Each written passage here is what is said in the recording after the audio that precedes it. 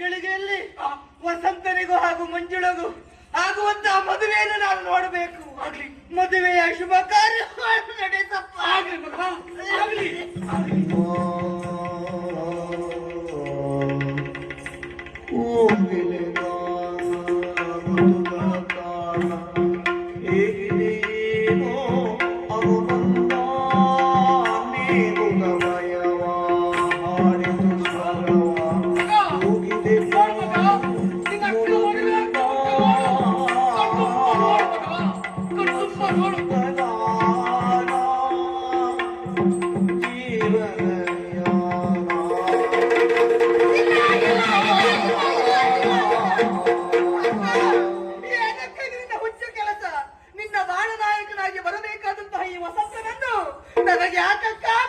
ನನಗೆ ಯಾಕೆ ಬಿಟ್ಟು ಕೊಟ್ಟೆ?